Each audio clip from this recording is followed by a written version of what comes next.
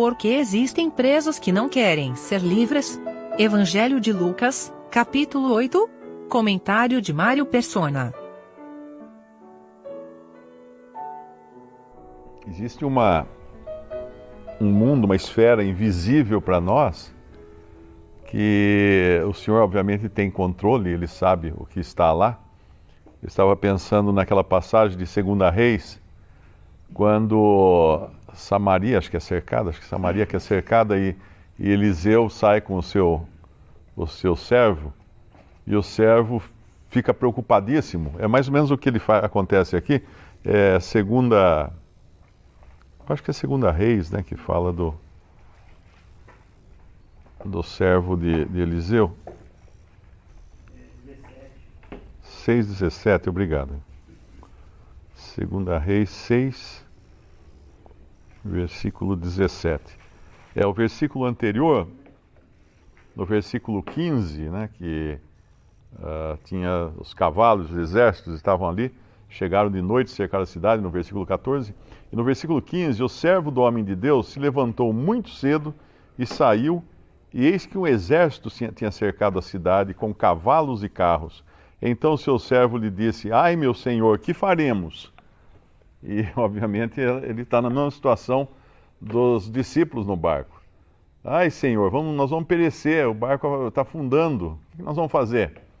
E aqui tinha uma realidade que era invisível aos olhos do servo, mas era uma realidade que agora ele vai conhecer. Tanto é que Eliseu ora para que os seus olhos sejam abertos. No versículo 16, ele disse: "Não temas, porque mais são os que estão conosco do que os que estão com eles." E orou Eliseu e disse: "Senhor, peço-te que lhe abras os olhos para que veja." E o Senhor abriu os olhos do moço e viu, e eis que o monte estava cheio de cavalos e carros e fogo em redor de Eliseu. Agora ele viu uma realidade que estava invisível para ele. Agora ele tinha os olhos abertos. E os discípulos vão demorar um pouquinho para enxergar, um pouco mais até do que esse servo aqui, para enxergar a realidade para a qual o Senhor queria mostrar, a realidade que o Senhor queria mostrar para eles. Nessa passagem aqui, ao mesmo tempo que Eliseu ora para o Senhor abrir os olhos dos servos, ele ora para fechar os olhos do exército, que é o versículo 18. "E como desceram a ele, Eliseu orou ao Senhor e disse: Fere, peço-te, esta gente de cegueira. E feriu-a de cegueira conforme a palavra de Eliseu." De um lado abre os olhos, do outro fecha. Deus sempre trata assim, com a fé de um lado, com a incredulidade do outro. E no nosso capítulo aqui, de Lucas, nós vamos encontrar os discípulos agora chegando à outra margem, né, como o irmão falou, só que ainda assim a cena está fechada para eles não estão enxergando a cena. E quando vem o endemoniado e o Senhor expulsa o demônio dele, os demônios, né, a legião de demônios, talvez eles pensassem que agora eles estavam enxergando. Agora eu estou vendo, agora eu sei por que nós atravessamos esse mar. E por que o diabo tanto tentou impedir a nossa chegada para esse lado de cá. Mas ainda não era a história toda. É claro que tinha sido Satanás quem tinha causado todo aquele distúrbio no lago para que eles não chegassem. E tanto é que quando os demônios reconhecem o Senhor, o que os seus discípulos não tinham reconhecido ainda, eles rogam ao Senhor que permita que eles entrem numa manada de porcos. E aí a pergunta é: mas espera aí, por que eles querem entrar na manada de porcos? Porque eles querem fazer aquilo que eles iam fazer com os discípulos: afogá-los. Era isso, o plano do diabo era esse, era impedir que eles chegassem lá e possivelmente matá-los afogados no lago. E agora os demônios, esses instrumentos de Satanás, o Senhor permite que eles entrem nos porcos e eles então cumprem, em parte, né, o desejo deles, que era de matar, que é destruir. Esse é o desejo de Satanás sempre, de matar e destruir. Então eles entram nos porcos, o Senhor permite que eles entrem nos porcos, e imediatamente os porcos correm e despencam no despenhadeiro para cair dentro do mar e morrer. Agora tem um outro, tem um outro, ou melhor, tem outros aqui que estão presos. Se por um lado aquele homem, e no outro evangelho nos fala de 2 homens, aquele homem estava preso por demônios, estava escravizado por demônios, os grilhões não o seguravam, ele rompia as cadeias e morava no meio dos sepulcros. Havia outros presos que não eram tão aparentemente presos e estavam aqui também. São esses que depois vêm reclamar de terem perdido os porcos, vêm reclamar do Senhor ter libertado aquele endemoniado e pedem para que ele vá embora dali. Por que esses estavam presos? Eles não queriam ser libertos da sua vida, daquilo que dos seus porcos, da sua cidade, das suas coisas, e eles não sabiam que estavam presos. O endemoniado vem agradecer o Senhor, vem aos pés do Senhor, no versículo 28. E quando viu Jesus, prostrou-se, assim, isso antes dele ser libertado, né? Esses são os demônios que se prostram.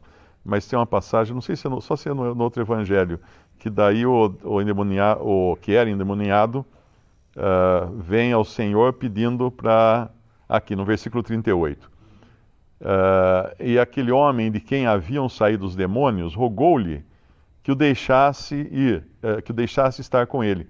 Mas Jesus o despediu, dizendo: torna para a tua casa e conta quão grandes coisas te fez Deus. E ele foi apregoando por toda a cidade quão grandes coisas Jesus lhe tinha feito. E aconteceu, só até aqui, o 39. Tem uma outra passagem, lá em Marcos, eu acho que é Marcos, quando ele fala, o Senhor vai para Decápolis, e Gadara fazia parte das 10 cidades, que era Decápolis. Decápolis era um conjunto de 10 cidades.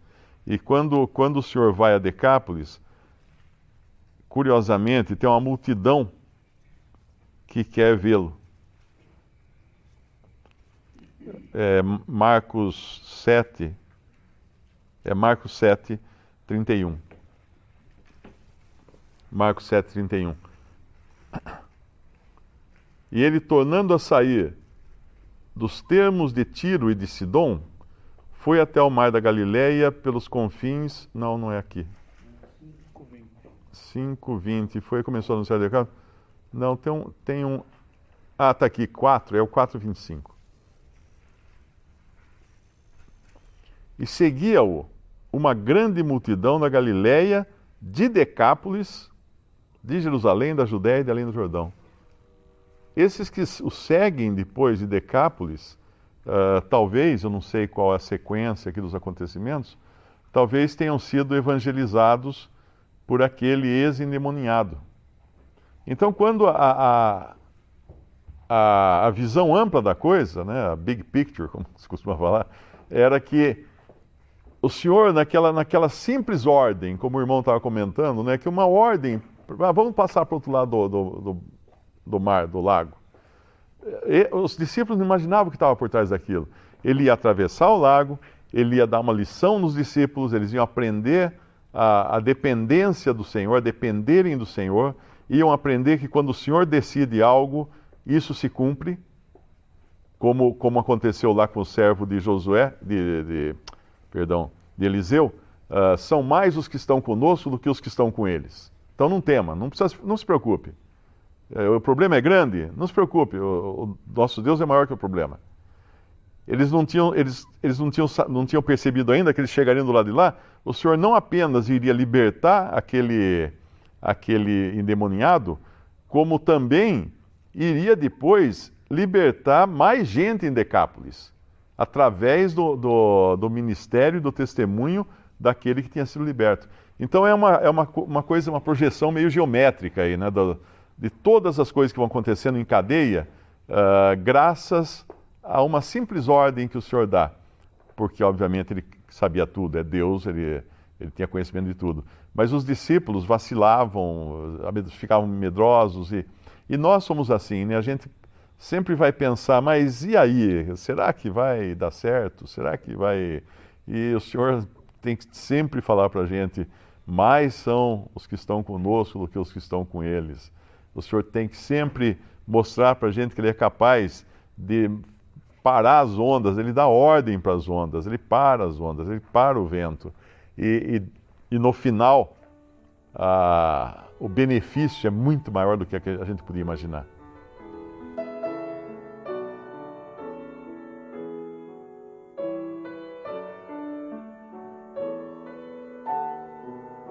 Visite Respondi.com.br. Visite também 3minutos.net.